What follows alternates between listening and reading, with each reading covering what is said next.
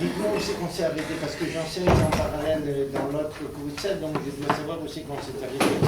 Si vous êtes capable de vous souvenir depuis la semaine dernière, où vous avez perdu pied dans une équation différentielle quelconque.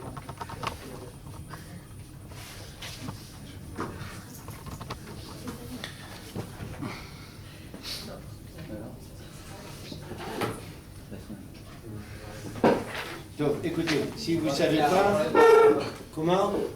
De la Ahava. Oui, ça je sais, mais je sais qu'on est arrivé à la... Est-ce qu'on est à la première page ou on est déjà à la deuxième? À la première, alors on passe à la deuxième colonne, à la dernière pisca 99. On a dû commencer par là-bas quelque chose, ou terminer par là-bas plus exactement quelque chose. C'est ça? Je vous rappelle ce que dit le Rav Kook. Le point essentiel sur lequel repose, le point, c'est pas le mot,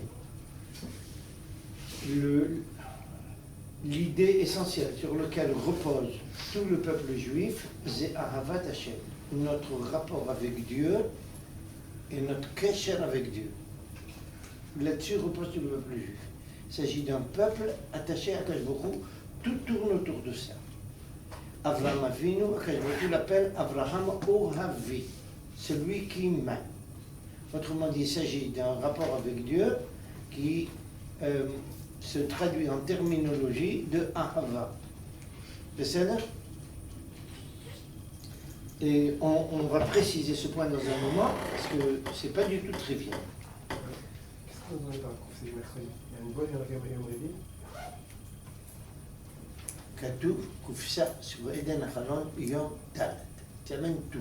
Tu vas voir une Koufsa, il y a deux chavilot dessus. Amen, amen en vrac. À la ligne 99, le Rav dit Haroz Agadol Apnimi Shelanu. Cette grande force qui réside en nous. L'Echsheit Ronrel Veitborer, Lo Yiraklal Mishum Kfira Veitiachut. Il ne marquera aucune crainte, ni vis-à-vis de l'athéisme, ni vis-à-vis de, comment dire ça, du désespoir. Les deux maladies du siècle, l'athéisme et le désespoir. Hier est apparu un article très long qui dit que d'ici quelques années, la pire maladie de toute la génération sera la déprime. Pire que toutes les autres maladies. C'est ça? On va dire un mot là-dessus tout à l'heure. Et le deuxième problème, évidemment, qui n'est pas né maintenant, mais qui date déjà depuis près de 2 siècles. Près de 2 siècles, c'est l'athéisme qui est né avec la Révolution française. L'athéisme, il y a toujours eu un peu d'athéisme dans le monde, mais qu'il soit devenu une phénoménologie, comment dire ça, de masse, c'est un résidu de la Révolution française. La Révolution française n'a pas décapité juste la royauté, elle a décapité la chrétienté. Mais en décapitant la chrétienté, je n'ai pas besoin de vous dire que étaient visés aussi bien les rois que toute la Comora, comment on dit la Comora? Le clergé. Pardon? Le clergé. Le clergé, oui, j'ai cherché le clergé. Tout le clergé, parce qu'ils étaient d'abord un soutenait l'autre, ils étaient interimbriqués, mais pour d'autres raisons aussi, mais c'est les deux qui ont été décapités, un effectivement et l'autre intellectuellement parlant, si on peut dire. D'accord? Ce sont donc les deux problématiques qui nous concernent maintenant. C'est ça? Pour le faire, le Rav dit, lorsque notre force vive là en question, elle va se réveiller, on n'aura peur ni d'athéisme. La conseil vient d'être dit. Annie, je suis d'accord que tu es juif, ça ne m'empêche pas d'entendre. Ok. Amati Koufsa. Koufsa, elle est vide. Ça s'appelle Koufsa, Oui, ça? mais elle est vide, alors par défaut, j'ai un D'accord, viens avec moi. Voilà. verra tout à l'heure parce que c'est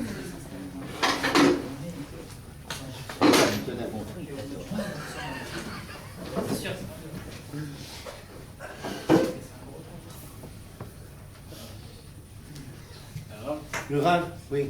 Oui, c'est quoi le rose qui parle ici? La Emouna qui se traduit par un Ahavat Hashem. D'accord? Le Rav Kook voit ça comme l'axe de toute notre existence spirituelle. C'est-à-dire? Et c'est des choses qui se traduisent en terminologie pratique partout chez nous. Pourquoi vous êtes venus en Israël? Pourquoi nous sommes tous venus en Israël? Par Ahavat Haaretz, qui relève de Emouna. D'accord? Tout ce que notre peuple fait à l'échelle là en tant que peuple, c'est Tamid Mitor Ezosheya Ahavat Hashem. Même quand il l'a traduit en terminologie athéiste. C'est là. Comment? Prends un personnage comme Ben Gurion, qui a crié partout qu'il est athéiste. Il aime le peuple juif, il aime la terre d'Israël.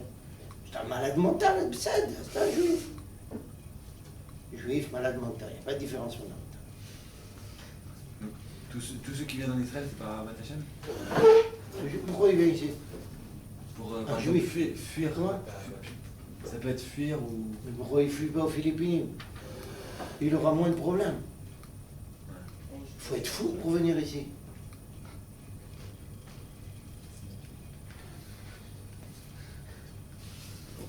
Pourquoi un juif va venir, un juif qui sort de Russie par exemple, pourquoi viendrait-il en Israël alors que le Canada, les États-Unis l'acceptent les bras ouverts? Ils n'acceptent pas tant que ça les bras ouverts. Le Canada Comment? et les États-Unis. Le Canada et les États-Unis, ils n'acceptent pas tant que ça les bras ouverts. Les systèmes d'immigration là-bas, Détrompe-toi. ils sont. Détrompe-toi. Je me détrompe pas parce que je connais j'ai de la famille de Non, Kirva Rishona tu- qui a essayé de partir. Je vais te raconter des choses qui datent d'avant ta naissance alors. Mais nous on parle d'aujourd'hui, de maintenant. Non, on ne parle pas juste de maintenant, il ne s'agit pas d'arrêter le stopper à T0 plus epsilon. Non. Quand les frontières de Russie se sont ouvertes, les États-Unis ont ouvert un bureau Rishmi à Moscou pour les envahir, pas les intellectuels, les ingénieurs et tous les doués aux États-Unis. Il y a des dizaines de milliers qui sont partis. Ce qu'ils ont fait. Ils ne sont pas idiots. Maintenant, ils le font moins parce que d'abord, ils en ont moins besoin et les meilleurs éléments sont déjà sortis. C'est tout. La Russie aussi, elle bloque un peu ça. Parce qu'elle n'avait pas bloqué à l'époque. C'est ce qu'ils ont fait. עכשיו, il n'y a qu'à ouvrir Internet, de regarder maintenant que la pire somme est à n'en plus finir pour Green Card. Oui, mais après il faut faire attention entre les pires sommettes qui sont vrais, ce qui est je sais pas, juste de la pub qui vous permettent d'enregistrer ou de payer le droit de s'inscrire à une tombola qui n'est jamais tiré au sort. Il y a plein de pubs comme ça Je aussi. ne parle pas de ça. Je parle de celui qui va avoir Green Card. Tu veux savoir par exemple combien de médecins passent chaque année en Israël le Mifran des médecins américains. C'est pour pouvoir exercer aux États-Unis, ils ont besoin d'un issue là-bas. Comme quand ils viennent ici, ils ont besoin d'un issue là-bas. C'est un examen qui n'est pas trivial. Combien de médecins israéliens se présentent à ces examens chaque année? Tu sais combien? Non. 600.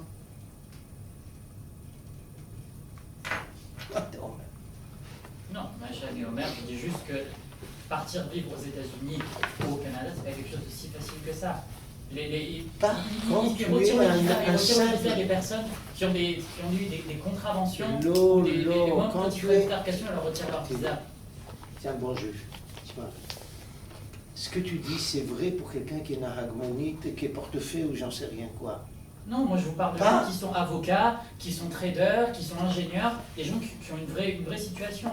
Les États-Unis, ils savent qu'ils n'ont pas besoin de chercher les gens ailleurs. Si tu veux venir chez eux, ça veut dire que tu es prêt à te plier à toutes leurs conditions. Oui, mais C'est pas quelque chose aussi facile que ça. מספיק יהודי בשביל זה, מספיק ישראלים, pardon. Oui, mais quoi qu'il en soit, c'est pas quelque chose de si facile que ça de partir vivre au Canada ou aux États-Unis. אבל אתה מבלבל פה כמה וכמה דברים, אנחנו מתפזרים, on part complètement à côté. Bah non, vous avez dit que pourquoi ils viennent en Israël, pourquoi ils iraient pas au Canada ou aux États-Unis, les frontières sont grandes ouvertes. Et je vous explique que non, les frontières sont pas grandes ouvertes au Canada ou aux États-Unis. Quand ils sont pas ouverts là-bas, ils sont ouverts en Australie, ils sont ouverts comment ils s'appellent, en New Zealand, ils sont ouverts dans des tas d'endroits. On les recherche bénérotes. Annie Medaber, je parle avec un personnage dont le beau-frère, un קצין שעבד ביחידות מובחרות פה, כן? il a קיבל הצהרה ניו זילנד, מאחורת טס והתיישב שמה. Oui. C'est des, Il n'y a aucun problème, non. C'est des Il n'y a choses pas qui de arrivent. problème, on peut aller n'importe où. Aucun problème. Tamini, on peut aller n'importe où. En tant que juif, on peut aller n'importe où, on n'est pas obligé de venir ici. Hein? Logiquement parlant, si quelqu'un n'a pas de dimension juive, il n'a absolument aucune raison de venir ici. C'est juste la dimension juive qui l'amène ici. Sinon, il ira partout ailleurs. D'abord, ne serait-ce que pour des raisons de bitachon. Pourquoi il va rentrer dans un pays qui remet des sakana en permanence? Quel sens? Bon, il peut y avoir des cas particuliers, des gens qui cherchent l'exotique un peu. Mais c'est un personnage meilleur. Là, on va le faire après. Peut-être pour se dire qu'en tant que juif, enfin, il peut ne pas se sentir juif, mais savoir qu'il l'est, et avoir un non-juif et se dire, ben, moi en Israël, je ne me ferai pas persécuter ou je ne me ferai pas embêter. Donc, il a un attachement à sa judaïté. Non, peut-être que son attachement, c'est quelque chose, c'est dans son nom de famille, ou c'est tout le monde sait qu'il Qu'est-ce est que ça veut juif. dire, c'est qu'il- tu me parles de quelqu'un qui ne réfléchit pas logiquement. Je ne parle pas de gens comme ça, c'est des imbéciles. Je ne sais pas parler d'imbéciles, c'est difficile. Je parle de quelqu'un qui réfléchit logiquement. Pourquoi il viendrait ici? Si c'est juste pour une raison comme ça, c'est pas une raison logique ce que tu me dis. Il y a pas mal de personnes qui ont quitté la Russie pour des raisons comme ça. Non. Il y a beaucoup de gens qui ont quitté la Russie pour... C'est pas pour des raisons comme ça, c'est parce que Israël leur fait des cadeaux que nulle part ailleurs ils auraient. Oui, le simple fait de ne pas se faire persécuter. C'est un cadeau qu'aucun autre J'ai pays plus ne peut que- s'engager là-dessus. C'est- Aucun autre pays ne peut s'engager de dire, toi en tant que juif dans ta rue, tu ne te feras pas persécuter. Aucun autre pays peut s'arranger à ça à part Israël. Et ils ne viennent pas pour ça. Je suis désolé, ils ne viennent pas pour ça. Ce n'est pas ça qui les a amenés. Alors, peut-être Je ne suis qu'on pas connaît le d'accord même avec que toi. Les statistiques prouvent exactement l'inverse. Zélonachon. Le rov amochet ne vient pas à cause de ça. Ce n'est pas à cause de persécution. Je ne te dis pas qu'il y en a pas parmi eux qui viendraient pour des raisons pareilles. Mais ce n'est pas la raison qui les a amenés ici. Zélonachon. C'est ou un pitouille calcali ou une isdahout yehudite. Chez la majorité écrasante. Alors, je vis avec suffisamment de Russes. Moi aussi. Vous me posez la question. Bokasha, amène des statistiques, on ne va pas parler en l'air. Tu amènes des statistiques et moi j'en amènerai. Vas-y, comment? Ce n'est pas des choses dont on parle comme ça. C'est l'honneur. Il n'y a qu'à voir les raisons qui ont amené des gens. Le dernier d'entre eux, c'est la dimension juive avant tout qui l'a amené ici. Pas autre chose. Quand il est vraiment juif, quand il y a plein de goyim, ça c'est une autre chose. Mais quand il est vraiment juif, c'est la dimension juive qui l'a amené. Des regards, il y a un point que tu connais peut-être pas. Regarde la réaction des juifs de Russie qui n'ont pas dans leur famille de goyim. Ils sont furax du fait que des familles mixtes arrivent ici. Ils sont furax. Et des gens qui n'ont aucune culture juive, qui sont nés dans cette Russie qui a tout effacé. Ils ne peuvent pas supporter ça, ils sont furax contre ça. Comme un Éthiopien qui est véritablement éthiopien, il ne peut pas supporter quand on lui parle de la Falashmoura. Il considère que c'est un faux qui est là. Donc c'est l'aspect juif qui le dérange. Enfin, l'aspect juif, pardon, qui le meut et qui dérange qu'il y ait quelqu'un sans cet aspect juif. Et ça, c'est encore juste dans une population très particulière qui est celle de la Russie. Pourquoi un juif américain doit venir ici? Pourquoi un juif français doit venir ici? Il a un problème, un juif français à Toronto ou au Québec? Non, Bah si, je suis désolé. non, je suis désolé. Non, Je c'est suis pas- désolé, c'est excuse-moi. pas Je suis Bekesher avec des centaines de juifs Baalei Mahamad qui quittent la France maintenant. Ils vont à Bruxelles, ils vont à Londres, ils vont au Québec, pas ici. Dafka au Québec, je peux vous dire qu'ils ont un statut de résident. Ils n'ont pas le statut de résident ils s'en en ce foutent. moment. S'ils gagnent de l'argent, ils s'en foutent éperdument. Ça le moque peu, il s'en moque. Le juif a toujours été, comment dire ça, provisoire dans son endroit, il sait qu'il est toujours provisoire quelque part. Leur patron, Rousas. Un jour il est là, le lendemain il sera là-bas, Bézéou, Shalom Alissa. Ce qu'il amène ici, ça ne peut être qu'une dimension, aucune autre raison. Pourquoi un personnage, un Français, va venir ici, un Français qui a de l'argent, j'entends. Un Français qui a de l'argent va venir en Israël. Il faut juste une dimension juive, sans ça il vient pas, il n'a aucune raison. Allez. Il vient ici, on le vole. On lui vend un appartement qui vaut X au prix de 5X, entre 5X et 10X. Des regards. Sachez que, soi-disant, on parle ici de la crise de l'habitation ici. Une des principales causes de l'augmentation de l'habitation, c'est les Juifs français. Il ne faut pas le crier parce que les gens ne savent pas. C'est les Juifs français qui ont provoqué ça. Ils viennent ici pour acheter un appartement, ils sont contents parce que c'est Israël, on veut un pied à terre en Israël. On leur vend n'importe quoi pour 5 à 10 fois plus. Ils ont fait monter le prix comme ça. À Herzliya Pitouar, on vendait une villa pour $1 million. Maintenant, c'est 10 millions de dollars.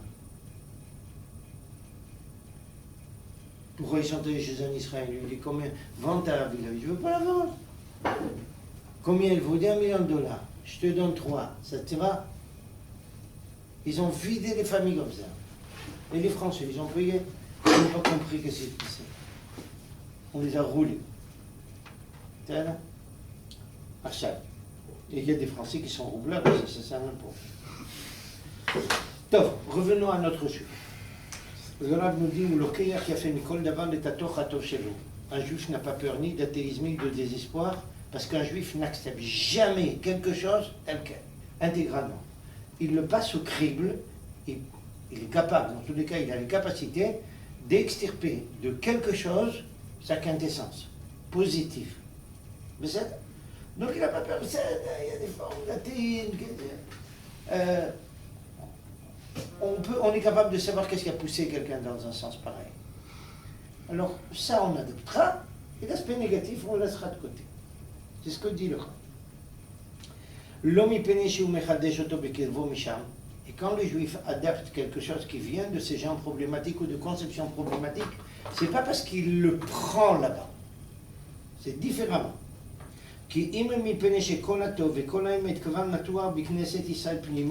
Parce que tout ce qu'il y a de positif est déjà à l'intérieur du peuple juif. Je crois qu'on était arrivé à ça la semaine dernière déjà. Je crois même m'être servi. J'avais dit que le Tov du Betoch HaMisraël, c'est l'intégrale du Tov un peu partout. Je m'étais servi de cette expression, maintenant je me rappelle. D'accord? Zoti nitzriuto, c'est ça notre nitzriutin, v'chaye olam הנטועים בתוכנו מתורת אמת. כל ההחלשות הרוחניות שבאו לעולם. לא פגעו כי עם היסוד החיצוני. Donc, laissez ça parce que ça va être difficile, c'est très difficile de traduire en français, et c'est moins fondamental maintenant. Okay. Ici, quand il dit tout le tov qui est déjà dans la Knesset Israël, c'est par la Torah qu'il le dit ou c'est par quelque chose de plus intrinsèque? C'est à l'intérieur du juif. Mais il y a la Torah est là. Tu fais comme si on veut détacher la Torah du juif. On ne peut pas la détacher. Même si on prend un juif qui est détaché de la Torah, alors vous dites qu'il aura quand même... Même un juif qui est détaché de la Torah, il a toujours des morceaux de Torah à l'intérieur de lui, consciemment ou inconsciemment. C'est la conception juive par excellence. On appelle ça du racisme. Pas caché. Ça ne dérange pas. Ça tue personne. C'est l'âme, quoi. Au niveau de son âme. Il n'y a pas une âme comme tout le monde. C'est une âme juive. D'accord. Ça.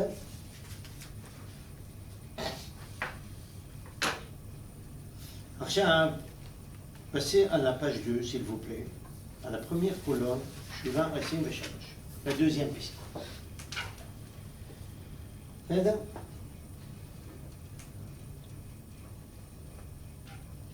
מזה אנחנו יוצאים אל העולם הרחב ומפתחים אותו מזיקי עבדותו. בסדר? עכשיו, je vais essayer de condenser ce qu'on a sauté maintenant pour comprendre la suite. Qu'est-ce qu'a fait un personnage comme Abraham Avinu dans l'histoire? Quelle est la première action ou le premier impact du personnage dans l'histoire? C'est la première personne qui va créer les notions de croyance et de foi en Dieu. En un Dieu qui est créateur et en un Dieu qui est Mashgiach al-Olam. Un personnage qui va aller à l'encontre de toutes les cultures polythéistes et qui va créer son monothéisme, et pas simplement un monothéisme mort, mais un monothéisme qui gère l'histoire humaine. La première fois que quelqu'un dans l'histoire va s'adresser aux nations et bousculer. C'est Abraham Avinu. Je ne sais pas si vous le savez, la tradition juive raconte qu'Abraham Avinu se fait jeter à la fournaise justement pour avoir mené une discussion contre les croyances de Mésopotamie de l'époque. Le roi sent dans ce combat que mène Abraham un danger culturel qui va forcément devenir un danger politique. Il n'y a pas de danger culturel qui ne devient pas un jour politique. En conséquence, une personne comme ça qui secoue intellectuellement la génération devient automatiquement un réfractaire en potentiel. C'est ça? Et pour le liquider, le jette à la fournaise. Abraham Avinu s'en sort, quitte la Mésopotamie, vient en direction d'Israël, comme on le sait parfaitement. Ce qui est important maintenant, ce n'est pas le miracle, ce qui est important de savoir, c'est qu'Abraham Avinu est le personnage qui est capable de se lever et d'affronter des cultures qui vont à l'encontre de la émouna juive. Maintenant, cette émouna juive n'est pas juste un problème de foi à nos yeux. Et là, il y a le point très délicat avec lequel commence le Rav. On va bousculer les cultures. On bouscule les cultures avec une foi.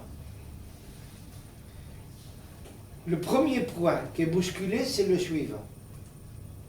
Pour vous l'expliquer, je vais rajouter une petite introduction. Un personnage qui est dans une situation difficile, quelconque, mais une situation difficile. Humainement parlant, j'entends. Okay? Humainement ou même autrement, même financièrement, peu importe. Qu'est-ce qui peut l'aider à sortir de sa situation? Il a besoin pour ça de deux éléments qui vont ensemble. Le premier élément, c'est un espoir qu'on peut changer. Mais un deuxième élément, la foi qui peut réussir. Donc il faut une notion de émouna pour pouvoir sortir d'un cadre qui est écrasant. D'accord?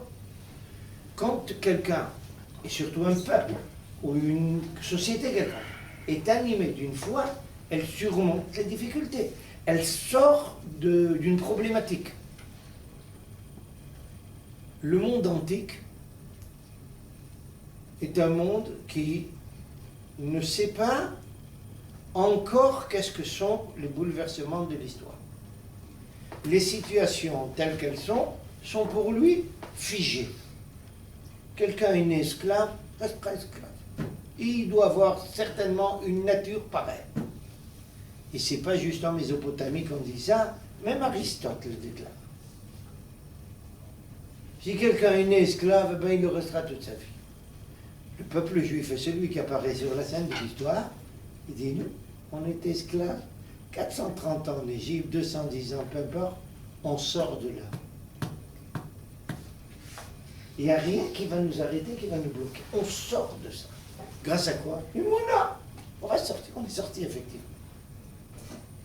Abraham Avinu qui apparaît sur la scène de l'histoire, c'est le personnage qui bouscule les gens en leur disant il n'y a rien de figé ici, on bouge. Alors regardez comment le Rav dit. מזה איננו יוצאים אל העולם הרחב. ומפתחים אותו מזיקי עבדותו. On le sort de ces, comment dire ça, de ces chaînes d'esclavage. מתרדמת המוות שנסח על עצמו ועל המציאות כולה. המוות. Qu'est-ce que le Rav appelle le movet? Oh, les choses sont comme ça. On ne peut pas changer. Ça ne bouge pas. On ne peut pas échapper à un destin. C'est ça? Avec qui on a eu des affrontements violents. Entre autres, avec le monde grec.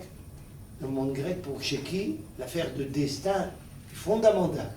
Quelqu'un avec une destinée. On ne bouge pas. Et ça va durer jusqu'à la fin de la culture romaine. Une petite anecdote à ce sujet. Pendant que l'armée romaine met le siège autour de Jérusalem, en 67-70, un des généraux de l'armée, c'est celui qui va mettre le feu au temple, est juif, évidemment. Comme chaque doit se respecter. Et pour ceux qui ne savent pas ça, il faut que vous le sachiez, il est juif à la tête des légions allemandes. Ça fait un peu frissonner à notre époque. Mais malgré ça, écoutez bien l'histoire.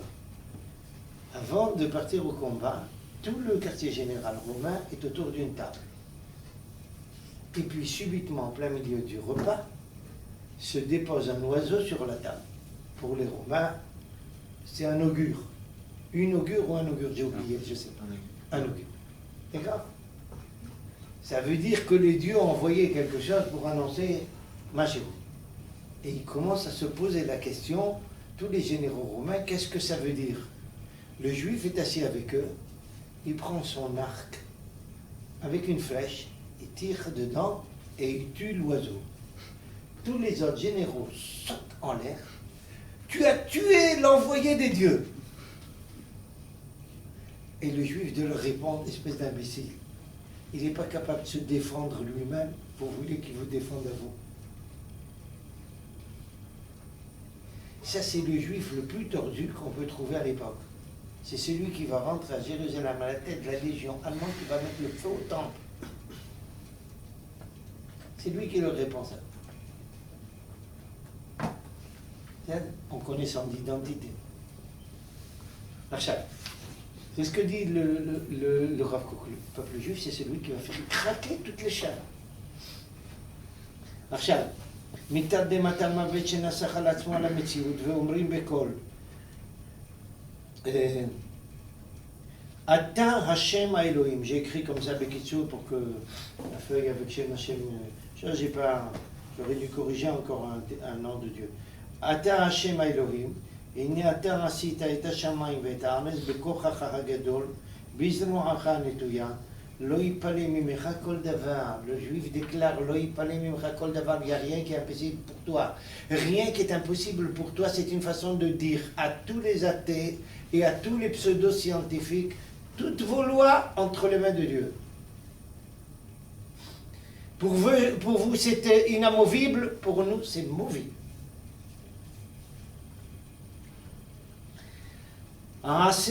עושה חסד לאלפים ומשלם עוון אבות הרחק ביניהם אחריהם.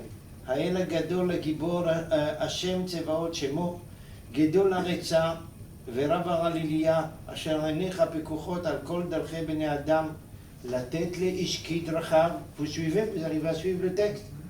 Ou c'est pas assez clair? C'est pas assez clair? Ah. Non, il y a votre camarade qui a peut-être... Ça va? D'accord.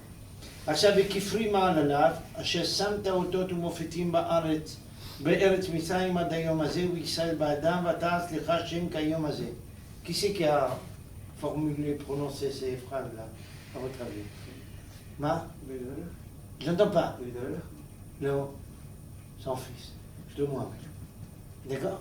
C'est Shlomo HaMelech au moment de l'inauguration du temple. C'est une partie de sa prière. בתחילה, אלא לרב dit, בתחילה, קודם שנתבשם העולם, נתבשם, vous avez du bossem, כן? Et le passé Marolam se sert comme une image. Le monde devient un peu plus, avec une meilleure odeur, ça veut dire avant qu'il progresse.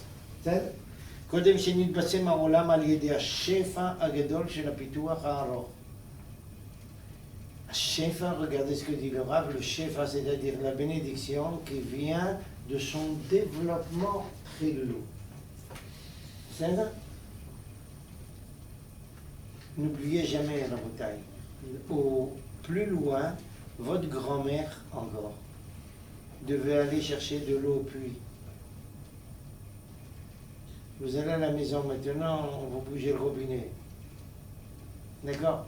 Ça, c'est dans les mauvais cas. Dans les meilleurs cas, il y a un chalat. Même ça, pour qu'il ne faut plus se déranger maintenant. Vous vous rendez compte de la kfissa? Vous vous rendez compte du bouleversement humain, du changement humain? Et l'être humain retire de ça deux choses. D'abord, un bien-être qu'il n'a jamais connu jusqu'à maintenant. Et deuxième point, il commence à vivre dans un monde où tout ce qu'il croyait par le passé impossible commence à devenir possible. Ça change toute sa conception. Qui aurait imaginé, il y a ne serait-ce qu'un siècle, qu'on parle ici et que quelqu'un puisse nous écouter en Chine ou j'en sais rien où. Hein? Ça m'était arrivé plusieurs reprises de faire des cours et qu'il y a des gens en Chine qui suivent le cours de Talmud. On voit ça comme ça tout à fait naturellement maintenant. Mais, et pas seulement en Chine. Pendant qu'un il écoutait en Chine, l'autre il était aux États-Unis. Ils ont suivi en même temps le cours de Talmud à la yeshiva ici. C'était quelque chose d'impensable il y a un siècle. Mais maintenant, ça bouleverse toutes les données de la réflexion humaine. L'être humain maintenant comprend que les blocages qui croyaient être des blocages inévitables, ne sont pas du tout des blocages. Il faut un pitouar, il y a tout un pitouar de toute l'existence de la vie humaine qui change toutes les données. Et qui ne disent pas que quelque chose, c'est né maintenant. Ce n'est pas né maintenant. C'est révélé maintenant. Ça veut dire que c'était déjà comme ça avant, mais on n'était pas capable de le mettre à jour. Le potentiel existait. Comme de l'uranium, il existe l'uranium depuis la création du monde. Qu'est-ce qu'on en fait maintenant? C'est quelque chose de nouveau. Mais tout son potentiel existait à l'époque aussi. C'est ce que dit le Rav, regardez.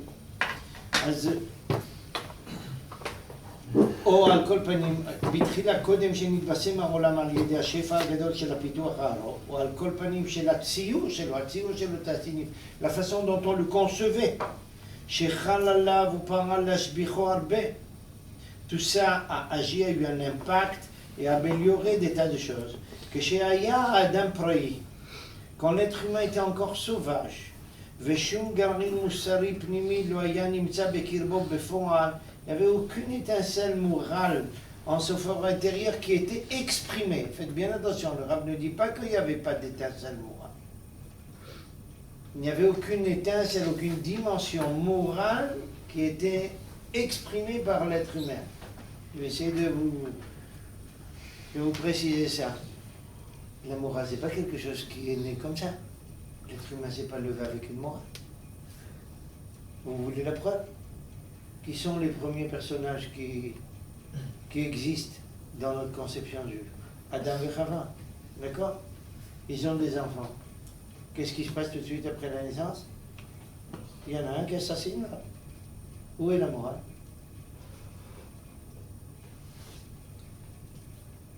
C'est seulement après l'assassinat que Caïn commence à comprendre la problématique.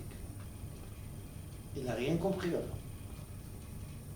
Autrement dit, l'être humain, avant son développement, avant que l'humanité arrive à un certain niveau de développement, il ne savait pas encore exprimer la dimension morale. Il s'agissait de se battre pour vivre. La morale encore n'existe pas. C'est tout un développement humain qui nous a permis d'exprimer une morale au sens étymologique du terme exprimé. Arshad. Quand l'être humain était encore sauvage, comme dit, comment l'être humain, avant que les notions de morale s'expriment naturellement, comment il devait faire pour éviter le mal dans le monde.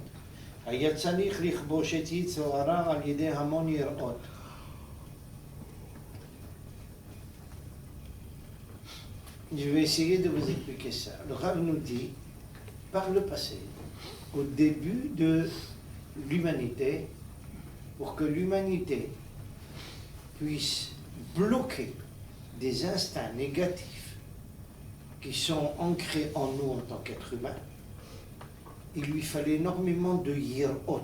Yirot, il faut comprendre dans le sens avoir peur de certaines forces dans l'existence. Prenez un exemple que vous connaissez bien. Je suppose au moins de la littérature française. Vous savez qu'est-ce que c'est cette divinité grecque, Neptune, le dieu de la mer. D'accord? Pourquoi dans la conception grecque ou d'autres conceptions, il y a un dieu de la mer dont on a peur et à qui on offre des sacrifices? Le bateau. Pour que le bateau ne coule pas. D'accord? Pour que le bateau ne coule pas. Autrement dit, l'être humain, pour avoir, comment dire ça, une protection quelconque, il pense, il réfléchit en terminologie de crainte de certaines forces dans l'existence. Ces forces, il les appelle des divinités ou il se rattache à elles comme des divinités, peu importe. C'est vrai, mais c'est des notions de crainte, je dois faire attention. Archav, allons un peu plus loin maintenant. Quand l'être humain, quand quelqu'un voulait s'empêcher de voler ou s'empêcher d'assassiner, comment il réfléchissait? En quelle terminologie il réfléchissait? Terminologie de si je fais quelque chose comme ça, il y aura une force d'en haut qui va me frapper. Donc par crainte d'une certaine force suprême, d'une certaine divinité, il se retenait. Mais c'est toujours en terminologie de crainte. D'accord? Alors regardez, le Rav va nous expliquer comment il va y avoir une évolution de ça. Si je me souviens, vous avez toujours dit justement la Vodazara, c'était pour faire l'inverse. C'était pour permettre justement une partout des... Il n'y a aucune contradiction. Ce n'est pas une contradiction. On va expliquer ça après. Ne mélangeons pas les deux choses. Ici, le Rav parle d'un aspect du développement humain. Ça, on a parlé d'un autre aspect. D'accord? Les deux sont là, en fait. Les deux sont là. Ils sont imbriqués l'un dans l'autre, même s'ils sont contradictoires. Et ne sois pas étonné, il n'y a pas une... comment dire ça? Il n'y a pas une idolâtrie qui n'est pas remplie de contradictions. Jusqu'à la plus sophistiquée d'entre elles, à savoir la chrétienté. La chrétienté ne crie pas en permanence la Rava, le Chesed, etc. Qu'est-ce qu'elle a fait? L'Inquisition, Mazarot Atlan. C'est plein de contradictions. Il y a des raisons à ça. Parce que c'est pas une vérité, alors il y a automatiquement des contradictions. Ça? Allez. Je vais te donner même quelque chose de délicat, problématique, d'un autre monde qui vous est sûrement moins connu. Il n'y a pas comme le monde oriental, pour penser en terminologie de ce monde-ci ne vaut pas grand-chose et qu'il faut aspirer à quelque chose de spirituel, complètement détaché du matériel, etc. C'est ce qu'ils appellent quelquefois le nirvana ou d'autres choses. D'accord? C'est pas à moi à vous donner des adresses de ce goût-là. Vous savez quelle est la littérature pornographique la plus écœurante de l'histoire humaine? C'est là-bas, en Orient. Il peut y avoir une contradiction plus grande que celle-là. D'un côté, tu dis qu'il faut se détacher complètement du matériel. Le matériel n'est que négatif, il n'a rien de positif. Il faut aspirer à quelque chose au spirituel absolu et tu l'enfonces dans cette mélasse-là. Tu vois? C'est plein de contradictions toujours. Donc, c'était une digression, revenons à notre texte. אז le Rav dit, היה צריך l'être humain, היה צריך לכבוש את יצרו, il devait dominer ses penchants, יצרו הרע, על ידי המון יראות שהן מיני עבודה זרה לפרטיהם. Tout un ensemble de יראות qui étaient des catégories de divinité quelconque. בתוך עומק החושך הזה, dans le fin fond de cette obscurité, le Rav se sert de termes de style littéraire, זרח בעולם אור ישראל. À lui, la lumière d'Israël. Vayikra, autrement dit, le peuple juif apparaît sur la scène. Vayikra shayirot apratiyot kulan lo yorilu velo yatzilu. Il dit à tout le monde, toutes vos craintes, là, toutes vos divinités personnelles, locales, etc. n'ont aucun sens. Le peuple juif est venu commencer à crier ça. עכשיו, ולא יביאו את האיש הפרטי, ולא את הכלל, c'est une erreur d'impression. ולא את כלל האנושיות, לאותה השלווה והמנוחה ראויה להם. C'est pas toutes ces divinités qui vont vous amener vers la, comment dire ça, la tranquillité, la שלמות. בסדר? זה כמובן היה ראוי להיאמר, אחר שבמקצת כבר פעלו היראות את פעולתם. Le Rav, regardez comment le Rav analyse, ou plus exactement, oui, analyse, je pense que c'est le bon terme, ou décrit, si vous voulez, l'évolution de l'histoire et de l'apparition du peuple juif dans l'histoire. Il y a une première période où tout le monde s'enfonce dans ce monde idolâtre pour bloquer tout ce qui est négatif dans l'être humain. Apparaît le peuple juif, commence à dire, c'est pas là-bas que vous allez trouver la shalva. Mais le Rav dit, le peuple juif n'apparaît pas tout de suite. Il apparaît que dans une seconde étape de l'histoire humaine. Pourquoi? Il fallait que d'abord il y ait une période dans laquelle toutes ces yirot aient un impact sur l'humanité, parce qu'elles ont amené au moins l'humanité à un point positif, de lui apprendre à se bloquer, à ne pas donner libre cours à n'importe quoi. D'accord?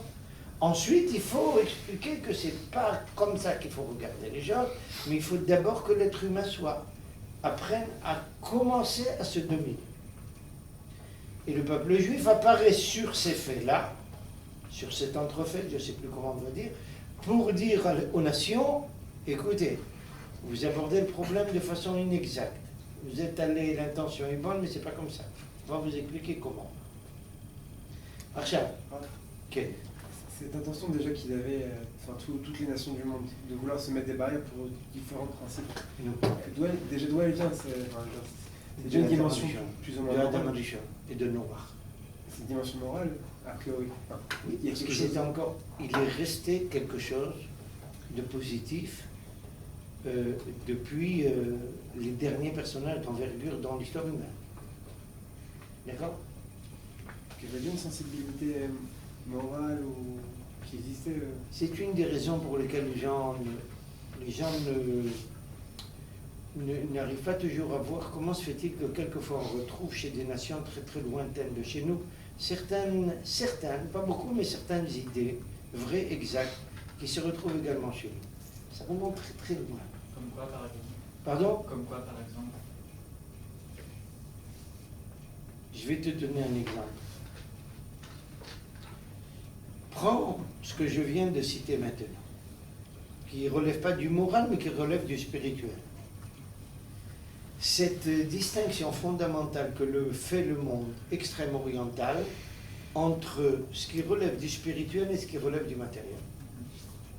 C'est quelque chose de vrai. C'est quelque chose que nous faisons aussi, de façon différente, mais que nous faisons également. D'où remonte cette histoire? Où elle remonte? Elle remonte très haut, elle remonte à la source de l'humanité. Au moment où il y avait encore des gens qui concevaient de façon adéquate le monde. Alors ça, c'est resté, se rajoute dessus et se greffe là-dessus des tas de choses qui sont complètement fausses, mais ça c'est le problème de l'histoire, qu'il faudra rectifier. Mais il reste très souvent des points exacts. C'est par-ci, par-là, ils sont éparpillés. C'est עכשיו,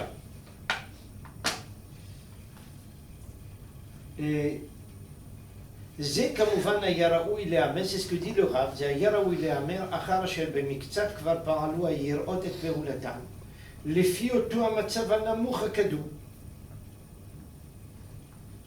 Autrement dit, le Rav nous explique comme ça. Comment l'humanité se développe? Il y a d'abord un certain blocage du mal qui se fait de façon inadéquate, et au bout d'un moment, mais qui joue quand même un rôle positif et un certain rôle positif, après qu'il ait eu un certain impact, arrive le peuple juif et, comment dire ça, Meshachlel et Tachita, si je peux dire. C'est améliore la façon d'aborder les problèmes. Deuxième étape de l'humanité, et le peuple juif apparaît. Troisième étape, le peuple juif apparaît. C'est comme ça que ça marche. Vous allez voir, je m'arrête à 3 étapes, vous allez voir pourquoi. Je sais pas, il y en a des milliers. אמנם כבר הגיע חלק מן האנושות להתעלות על זה, שאינו צריך כבר להמון יראות. Il arrive un moment dans l'histoire où l'humanité est arrivée à dire bon, on n'a plus besoin de toutes ces croyances et ces enveloppes là. שאינו צריך די ביראה אחת גדולה ואדירה הכוללת הכל, יראת השם אחד. Je vais vous donner un exemple pour que vous puissiez suivre. Est-ce que vous savez qu'est-ce que c'est la pierre noire de la Mecque? Non, vous savez, je suis sûr que vous savez. Je veux dire, est-ce que vous savez qu'est-ce que c'était à son origine? Avant que Mohammed apparaisse. C'était une pierre d'idolâtrie. C'était un centre idolâtre, le centre idolâtre par excellence de tout le monde arabe. Mais idolâtrie au sens plein du terme. Il y avait des sacrifices là-bas, il y avait des tas de choses. Quand apparaît Mohammed et bouleverse tout ça, qu'est-ce qu'il fait? Il va transposer toutes les conceptions arabes de conceptions polythéistes, ou si vous voulez, je vais vous dire ça de façon plus simple, pourquoi compliqué? Le monde arabe était polythéiste jusqu'à Mohammed. Mohammed le rend monothéiste.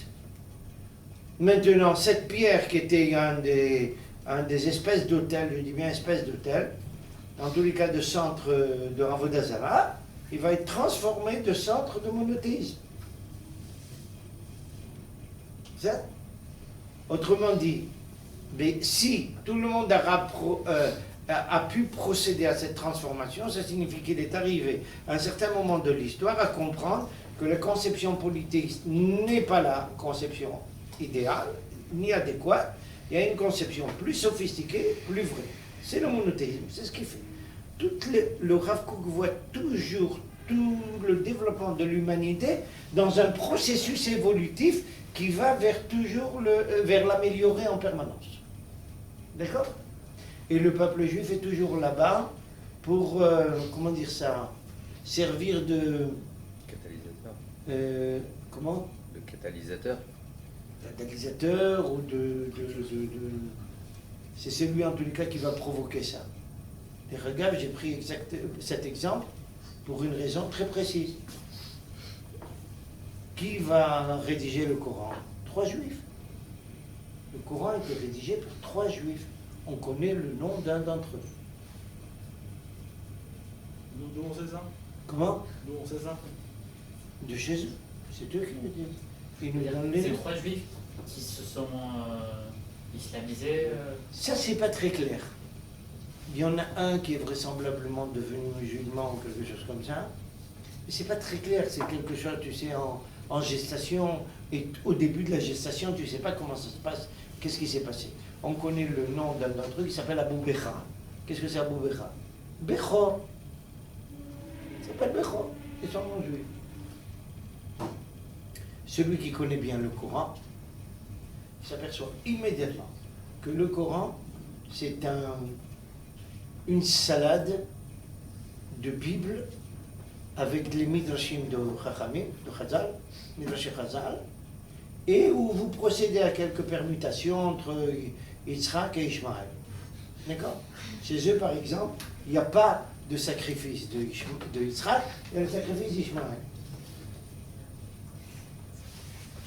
Mais on ne peut pas rédiger un texte pareil, quelqu'un ne peut pas rédiger ce texte-là s'il ne domine pas la Bible et les midrash Chazal. Ça peut être que des juifs.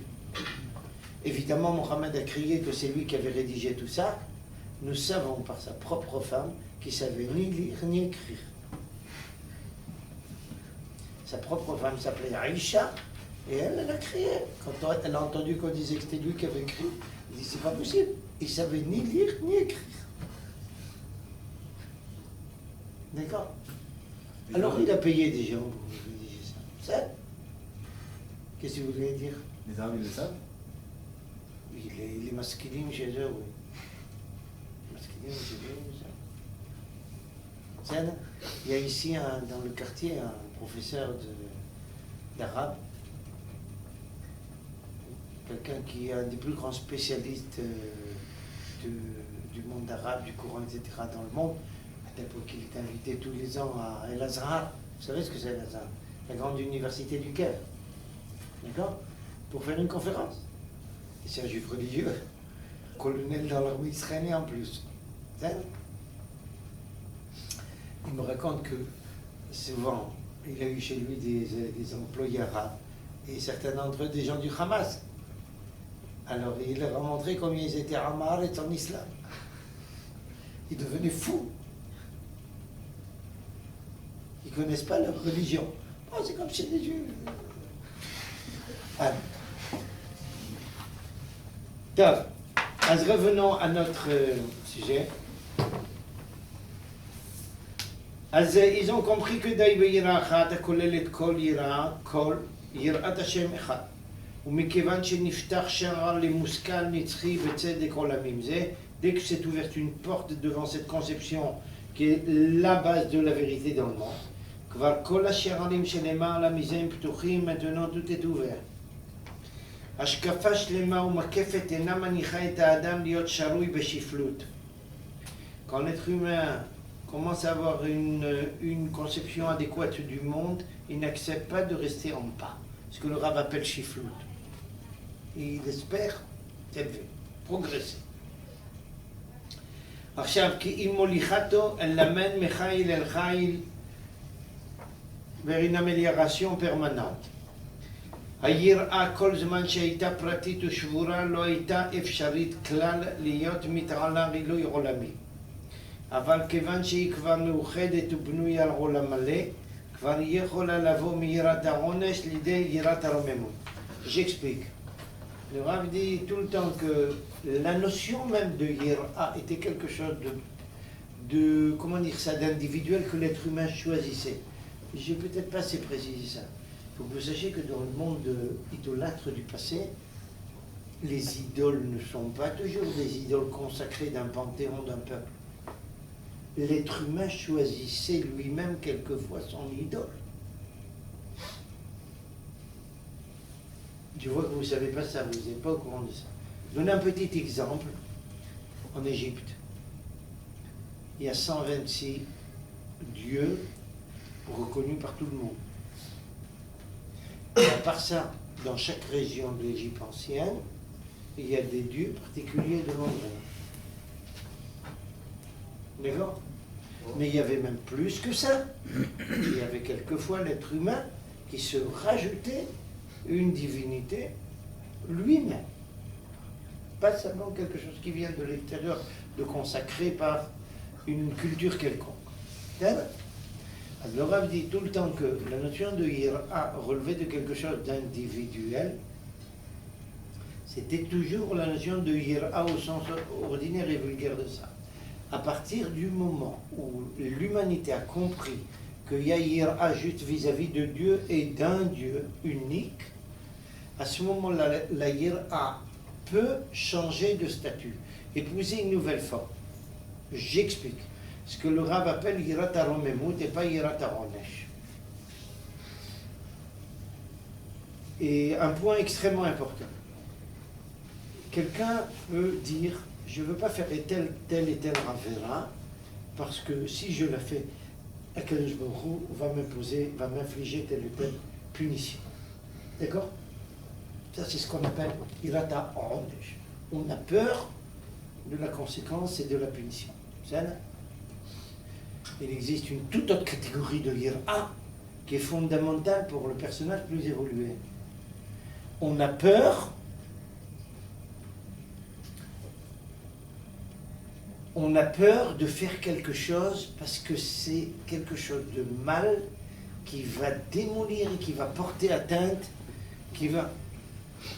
Et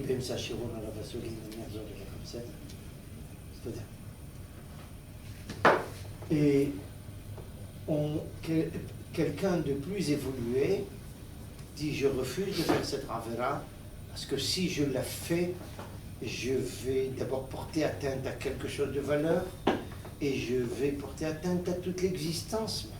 Je ne veux pas que quelque chose de mal soit fait.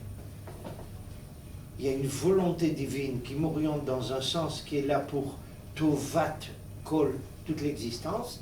Je ne veux pas faire une avera parce que cette avera va causer des dommages à toute l'existence. Mais Ça si s'appelle c'est une Avera qui même. concerne que moi. Pardon? Si c'est une Avera qui concerne que moi, c'est-à-dire que moi et que ça n'a aucune influence vers Ça l'extérieur. n'existe pas dans la conception juive. Binyamin, une avera qui te concerne à toi. Il faut que tu saches, c'est Tov que tu as posé cette question parce que je croyais que c'était quelque chose de clair. Puisque tu poses la question, ça signifie qu'il faut le préciser.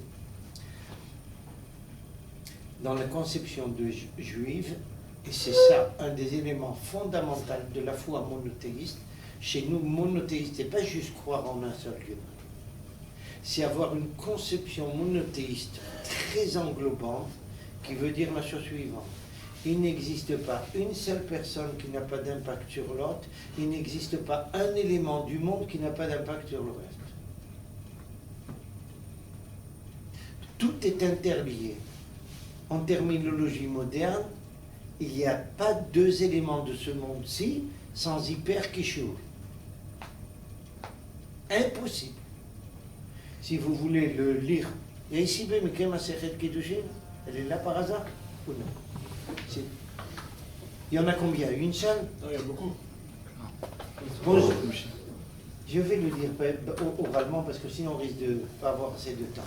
Le Talmud dit, chaque personne, c'est même la Mishnah, chaque personne qui fait une avera fait pencher sa propre personne et l'existence tout entière vers le mauvais côté. Et toute personne qui fait une mitzvah fait pencher sa personnalité et toute l'existence vers le bien. Tu vois la conception? J'ai du mal à... Tu as du mal à le comprendre, ça je suis d'accord, je parle d'abord. Un exemple tout bête. Oui. J'achète quelque chose qui n'est pas cachère, d'accord? Oui. Et je mange en cachette. Ça concerne comment? Non, dans la conception juive, non. J'arrive pas à comprendre comment ça peut concerner mon voisin. Parce que tu regardes ça juste sur l'aspect matériel. C'est sûr que sur l'aspect matériel, l'impact, il n'est pas sur toi, il est que sur toi au moins maintenant. Au moins maintenant. Ce qui n'est pas tout à l'heure, parce que je vais te donner un autre exemple. Je vais t'expliquer à un certain point. Mais au moment où la ravera est faite, l'impact matériel n'est que sur toi, c'est vrai. Pas l'impact spirituel. L'impact spirituel est déjà englobant.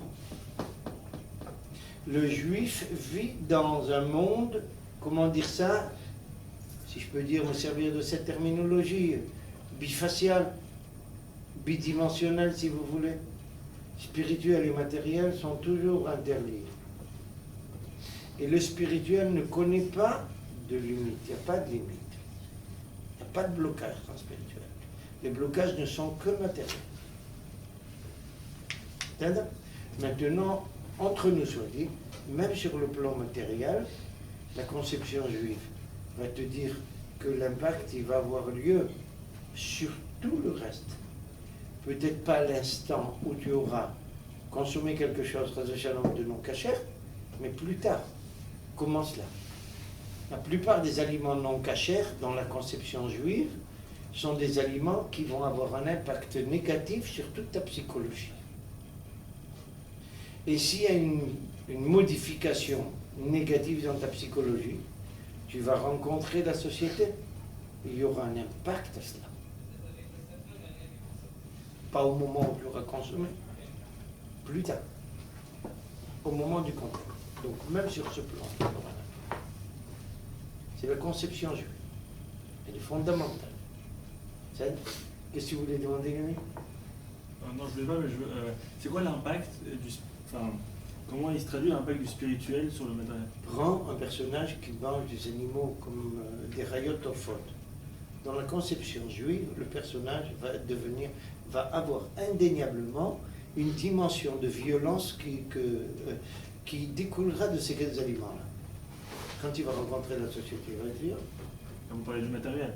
Même sur le plan matériel, peut-être. Non, moi, la question, c'est comment le plan spirituel, il a un impact sur le plan matériel. Très intéressant ce que tu dis. Je reviens sur ce que j'ai dit pour préciser, parce que donc, chez nous, le matériel et le spirituel ne sont pas dans deux domaines. Ils sont un seul et unique domaine. Il y en a un qui est révélé et l'autre qui est en filigrane derrière, en permanence. Le va-et-vient de l'un à l'autre est infini dans tous les sens du terme infini.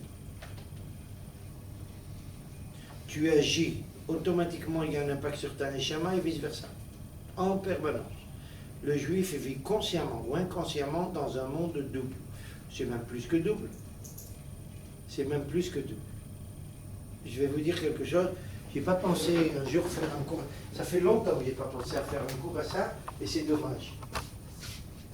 Regardez la conception du juif. Je ne sais pas si je peux me permettre d'écrire ça comme ça sur un tableau, parce que ça fait un peu déplacé. La conception juive est que le lien entre Dieu, si vous me permettez d'écrire comme ça, le lien entre Dieu et Adam est toute une chalchelette. D'accord?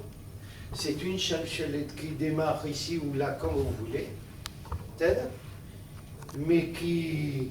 Est-ce qu'on peut bouger une chalchelette sans qu'il y ait une secousse sur toute la chalchelette? Excusez-moi, chalchelette. Une chaîne. Ah, chalchelette, ok. Chalchelette et autodépart. C'est deux terrains de synonymes.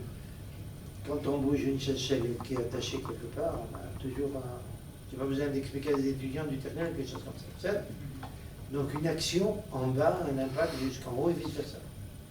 Seulement, plus on se rapproche, excusez-moi de me servir de termes comme ça, de notre monde pour des choses spirituelles, mais plus on parle de quelque chose. Ici, peut-être je rajouterai, tous les anneaux de cette chalchelette, ce sont des mondes plus ou moins spirituels, plus ou moins matériels, plus ils sont rapprochés de l'être humain, plus... Ou, comment vous dire ça? Nous vivons dans une infinité de mondes parallèles. Pas dans le sens physique du terme où on a un dédoublement de personnalité, non, pas du tout. Si vous voulez, dans notre... comment dire ça? Dans notre existence est faite d'une infinité de strates. Les plus élevées sont celles qui sont les plus proches de Dieu. Les moins élevées, c'est celles qui sont les plus proches du matériel. Mais c'est là. Chef, quand l'être humain agit, il y a toujours un, comment dire ça, une répercussion, si vous voulez, sur toute l'existence, la dimension de notre existence. Mais plus on parle d'une répercussion à l'échelle du spirituel de l'être humain, plus elle est reliée à la globalité de l'existence. Parce que ce qui bloque et ce qui sépare, ou qui compartimente plus exactement notre existence, c'est le matériel. Dans le spirituel, il n'y a pas de place pour une compartimentation. C'est la conception juive. Donc il n'y a pas des ragaves, des points qui ont amené toute la chrétienté à toute sa problématique, c'est d'avoir procédé à une rupture entre spirituel et matériel. C'est la première fois dans l'histoire humaine qu'une religion procède à une rupture entre matériel et spirituel. Jusqu'à la chrétienté, on ne connaît pas ça. Ni chez nous juifs, ni chez les goïs. C'est les premiers à parler de ça. Aller dans le monde oriental, chez eux, ils ont poussé ça à l'extrême. Le matériel est une ashlaya, okay? Il n'y a que le spirituel qui existe. Ça. Le monde agnostique ou athéiste ne reconnaît rien du spirituel. Il n'y a que le matériel qui existe. Et nous, peuple juif, on n'est ni là ni là, évidemment. Ok? Alors, mais notre vie n'est pas juste une vie matérielle. Quand on parle d'action qui a un impact, c'est pas j'agis maintenant dans un monde matériel et après 120 ans, il y a des répercussions à ce que j'aurais fait. Pas du tout. Les répercussions, si je peux me servir de ces termes, à nos actions, elles sont instant, en permanence.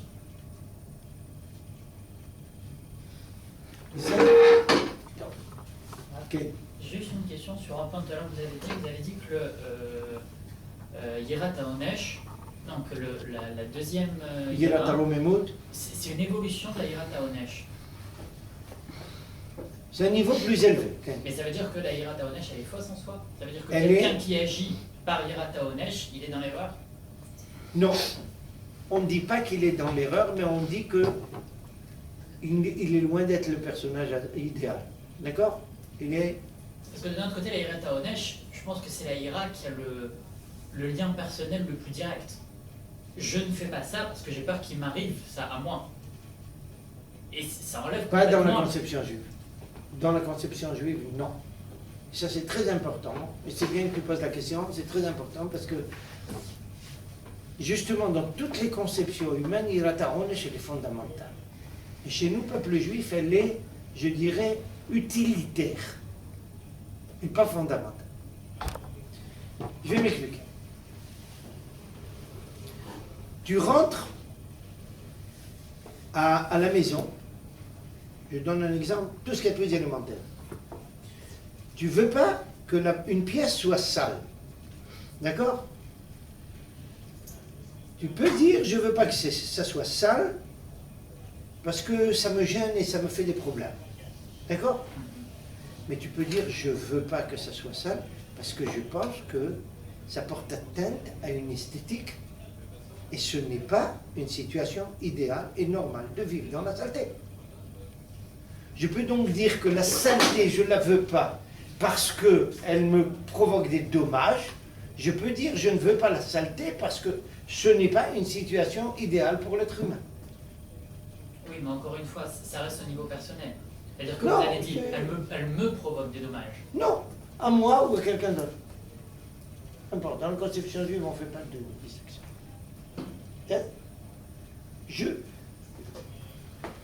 Un exemple plus social, si tu veux. On peut dire je ne veux pas voler parce que je ne veux pas me faire attraper par la police. Ça, c'est Yirat HaOnesh. Je ne veux pas voler parce que je considère que c'est mal.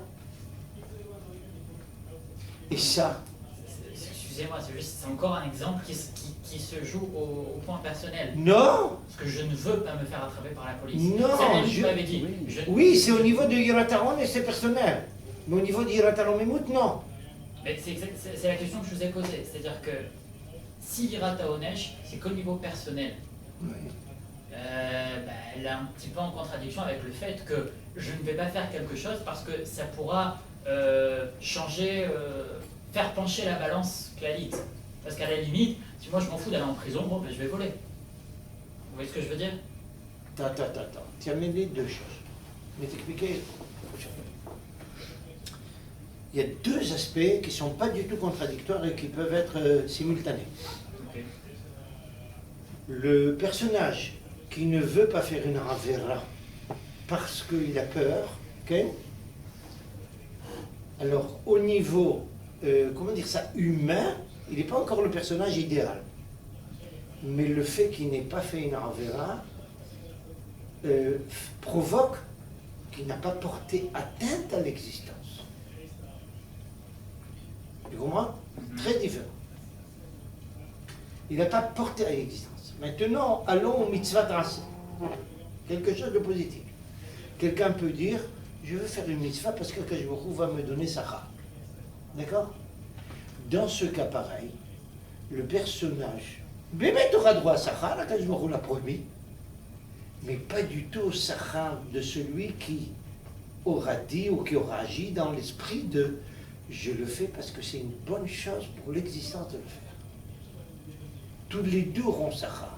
Mais le second est incomparablement différent. Tous les deux font basculer le monde, pas de la même façon. Pas au même niveau. Donc dans la Ravera, c'est aussi la même chose, c'est parallèle, c'est symétrique. J'ai une question. Dans le Shema Israël, il n'y a pas un moment dans le deuxième paragraphe.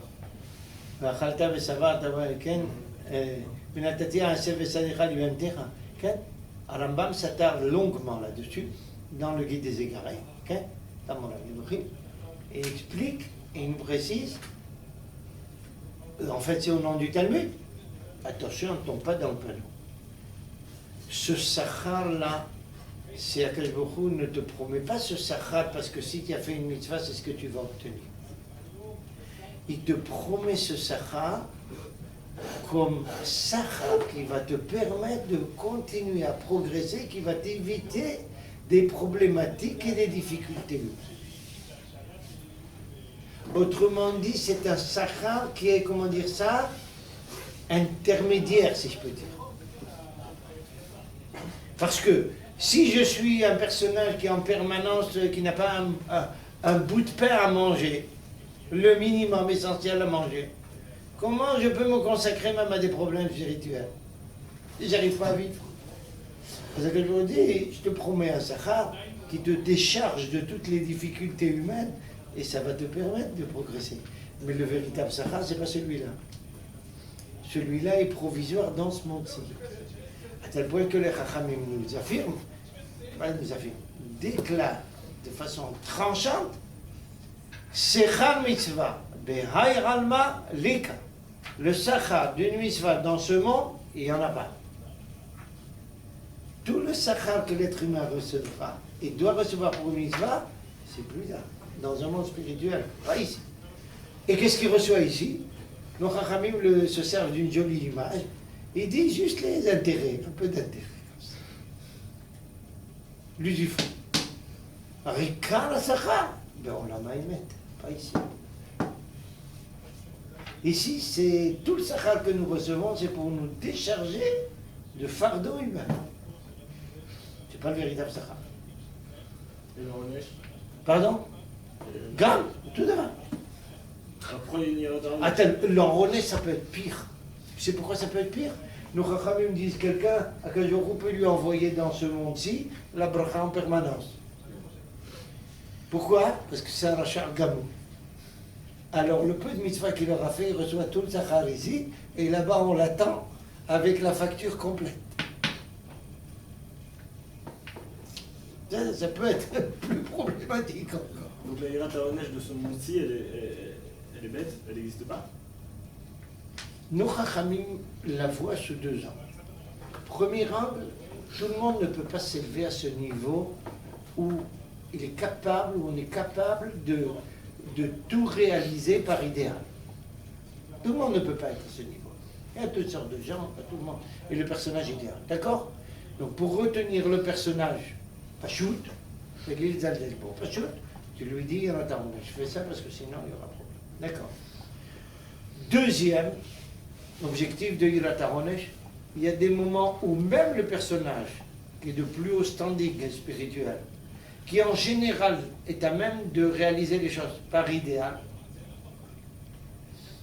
à un moment de faiblesse, il a besoin de quelque chose qui l'arrête, qui le bloque, qui l'empêche de tomber. C'est ça? Donc il y a une nécessité de Hirat HaOnesh pour tout le monde.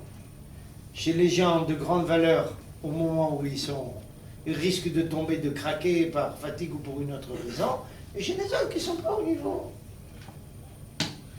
Ma question c'était plus, le Sachar vous avez dit que c'est dans la Maba. Non. Ici on a les intérêts. Comment? Et ici on a des intérêts, vous avez dit, pour le Sachar. Dans ce monde-ci vous avez dit on a des intérêts, le vrai Sachar c'est pour le Maba.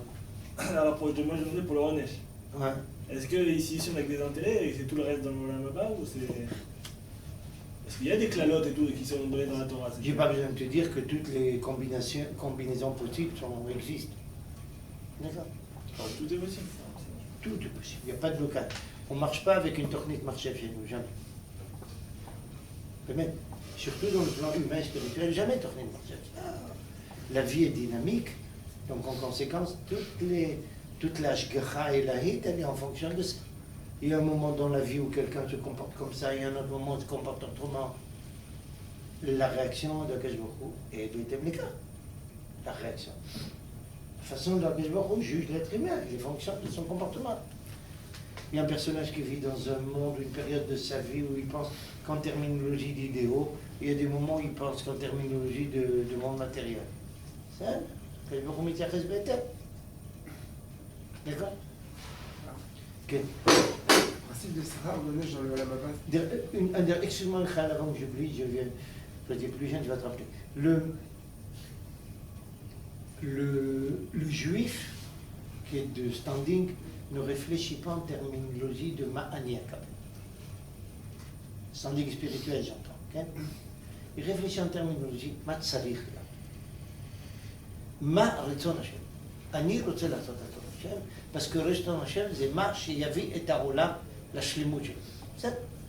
אז לפעמים c'est facile, לפעמים c'est difficile. בסדר? לפעמים אני אקבל מזה שכר, לפעמים לא אקבל מזה שכר. Prends l'exemple du juif à qui on demande au moment de l'Inquisition, du Moyen-Âge, j'en sais rien, rentre dans le budget. Il faut שכר. Alors, s'il réfléchit en terminologie, ici je ne peux pas céder parce que je défends une valeur fondamentale.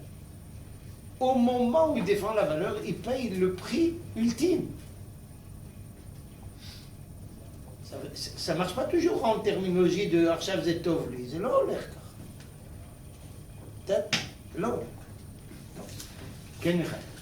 On est par rapport à la Yirat HaOnesh et à Sachar. D'un côté, le Olam Haba, c'est quelque chose de très abstrait pour quelqu'un qui vit au Olam Haba. On a beau me faire, entre guillemets, des menaces, comment moi, ça peut bien m'influencer, parce que c'est quelque chose qui ne me concerne pas, c'est pas quelque chose qui fait partie de ma vie. Je comprends le Yirat HaRamot, mais le Yirat HaOnesh, ça paraît quelque chose qui... זה מעניין מה שאתה אומר. אתה יודע למה זה מעניין מה שאתה אומר? כי ça prouve que c'est quelqu'un du 20e siècle, avec une éducation occidentale. D'accord? Je vais t'expliquer ça. Il ne s'agit pas d'une attaque, il s'agit d'une analyse. J'essaye de procéder à une analyse. Il ne s'agit pas de lui éclater la lettre maintenant. Qu'est-ce qui t'amène à une situation pareille? Pour toi, l'abstrait est quelque chose qui demande un effort pour le concevoir. Sache que pour le personnage croyant, juif ou non juif, l'abstrait est plus concret que le concret. Il vit ça. Si toi, tu ne le vis pas, okay? Bon, tu ne le vis pas encore, peu importe, c'est parce que tu as reçu une éducation occidentale qui élimine tout ce qui est immatériel. Elle ne laisse pas de place à l'immatériel. Mais le personnage croyant dans toute l'humanité, à toutes les époques, est un personnage qui, d'Afka, l'immatériel est quelque chose de ce qui est plus élémentaire. Bon, il peut concevoir cet immatériel de façon tordue, on a parlé d'idolâtre ou autre, j'en sais rien, mais il y a quelque chose qui transcende ce monde. Comment prend un taoïste, un bouddhiste, j'en sais rien, qui te parle du nirvana? Mais il nage dans l'immatériel. Au contraire, il te dit que ce que toi tu considères comme matériel, c'est ashlaya, une hallucination, il te dit. Attends, mais il est exactement aux antipodes. C'est pas pour rien que c'est Orient et Occident. C'est aux antipodes. Pour l'Orient, le matériel n'existe pas. Pour l'Occident, le spirituel n'existe pas. C'est un conflit abouti phénoménal. Le Rambam dit par exemple que le Olam Haba, on ne peut pas le toucher, on ne peut pas le concevoir. Le dernier des Juifs que j'ai connu dans mon enfance, qui était tout simplement traditionnaliste, pas plus que ça, pour lui, Olam Haba, c'est pas l'eau. Il n'y avait pas de question. C'est clair. Rambam. Comment expliquer le Rambam qui est dans Rambam répond aux gens qui viennent du monde occidental. Il répond aux gens avec une culture philosophique, autrement dit du monde gréco-grec, autrement dit une nouvelle fois l'Occident. Et il vit même dans le monde arabe, mais dans le monde arabe influencé par la philosophie médiévale, qui est strictement occidentale. Elle a reçu peut-être un petit chipoutz arabe, mais ça reste occidental dans son fond. D'accord?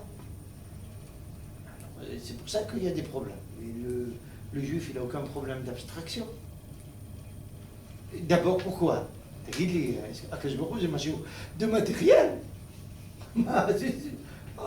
On pense en terminologie incroyable, on pense en terminologie de Dieu, il n'imagine pas un juif en tous les cas, que Dieu c'est quelque chose de concret, de matériel. Donc quel est pour lui, quel est le problème de penser en terminologie d'abstraction? C'est pas un problème.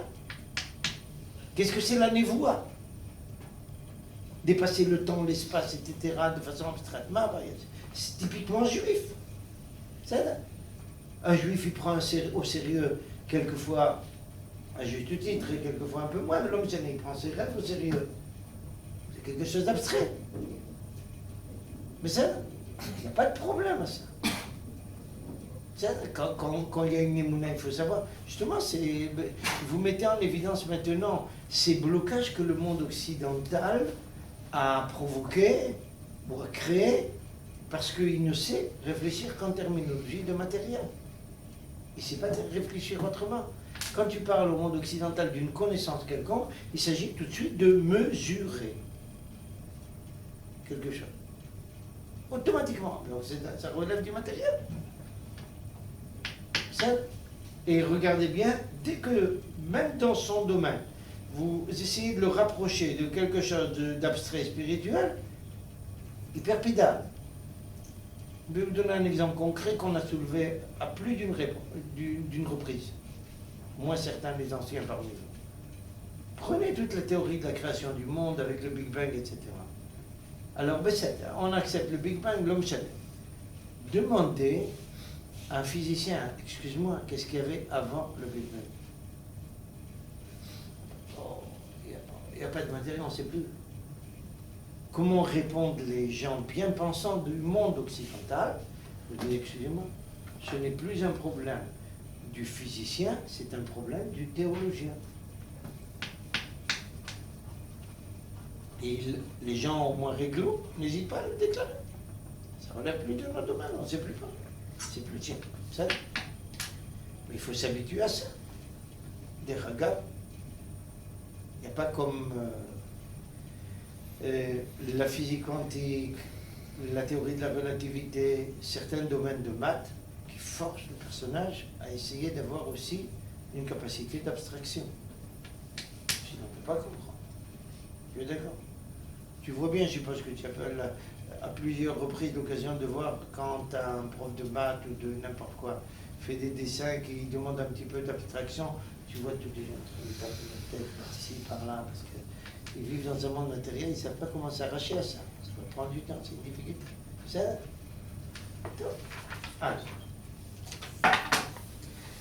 Le Rav dit la chose suivante. Alors on passe de Yirat Aronush. Au départ, il y avait beaucoup de Yirot. Deuxième stade, Yira Achat. C'est la Kajbo. Troisième stade, Yirat Aromemut. Mais ça là, quel est le stade qui va venir après ça? Regardez ce que dit le Rav. On est à la ligne 50 et des poussières, je sais bien.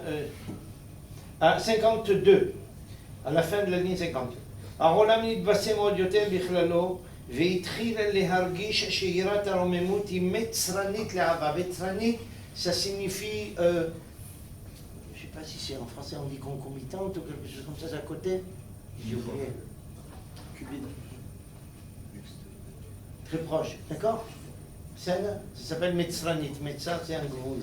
D'accord? Que Yirat HaRomemut est proche de la notion de Harava. עכשיו, שמצרנית לאהבה, בכלל תביעת האהבה נתגדלה. Et quelle a été la conclusion de ça? Que toutes les notions de Ahava commencent à épouser une forme, à s'amplifier. L'être humain commence à rechercher Ahava. Regardez comment, vous voyez comment on passe de Yira Ra'a à Yira Nechona, ensuite Yirat HaRomemut, et ensuite on arrive à Ahava. Maintenant nous sommes à la période où la notion de Ahava devient centrale dans la vie humaine. Je crois que la semaine dernière, on avait parlé de ça, c'est même Binyamin qui avait répondu quel est ce que les gens recherchent le plus maintenant, c'est la notion de Ahava. D'accord? Alors, maintenant, cette recherche-là épouse plusieurs formes. Il y a des formes qui sont extrêmement positives et il y a des formes qui sont problématiques. Je vous dis tout de suite, parce qu'il faut que je vous libère le temps qui nous a imparti, c'est terminé. Je reviens toujours à cet exemple qui est élémentaire mais qui est fondamental. Comment deux jeunes personnes qui ont constitué un couple par Ahava sont capables de s'entretuer après 2 ou 3 mois? Où elle est passée la Ahava? Réponse, il n'y avait jamais de Ahava. La seule Ahava qui les liait, c'était Ahava physique, Nikoud. S'il y a Ahava amétite, on ne s'entretue pas. Pas d'un petit accro par-ci par-là jusqu'à ce que la situation arrive à l'instabilité. Ça, je parle pas de ça. Je parle de mettre d'une déchirure à l'intérieur du cou. Quand il y a une Ahava profonde, on ne s'entretue pas comme ça. Et là, il y a 2 formes maintenant. L'humanité, surtout maintenant l'humanité occidentale, se jette dans les notions de Ahava, corps et âme là-dedans, mais de façon déchaînée. Elle refuse toute limite à Ahava. Et ça ne peut pas être possible. Il ne peut pas ne pas y avoir de limite. Comme à Yir'a, il y a des limites, à Ahava aussi, il y a des limites. Mais quand les gens se jettent sur une nouvelle valeur, surtout au départ, ils ne sont pas capables de tracer des lignes de démarcation qu'on ne doit pas passer. Dans des tas de domaines. C'est de ça qu'on va parler. Et tout ça, ça va avoir aussi une répercussion dans nos rapports avec Dieu. L'être humain maintenant, il va un rapport avec Dieu et avec les valeurs qui relèvent de Ahava, pas de Yir'a. Mais ça, il y a nos jeux positifs, Kachat. Kenyon. Il n'y a plus de rapport avec Dieu aujourd'hui, c'est le problème. Pardon? Il n'y a plus de rapport avec Dieu aujourd'hui. Les étapes, Ça dépend qui? les étapes précédentes, Ça dépend qui? Ça dépend qui? Dans la conception juive, la mère de famille, c'est la présence de la Shekhinah dans la maison.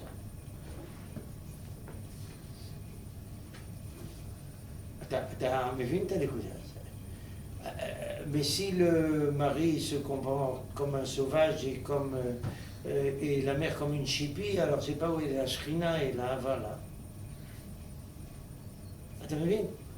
Mais la conception juive de l'idéal, c'est Bémet Kacha. Donc, même une Ahava, comme disait le professeur Ner, horizontale, elle devient automatiquement verticale. Horizontale, c'est sur le plan humain, verticale avec Dieu. Elle devient automatiquement une Ben Adam, et je Bémet, c'est Ahavat Hashem, et Ahavat Azulat, et Mitchabou. Automatique. Tamid humain. Sur ça, on s'attardera la semaine prochaine, les amis. D'accord?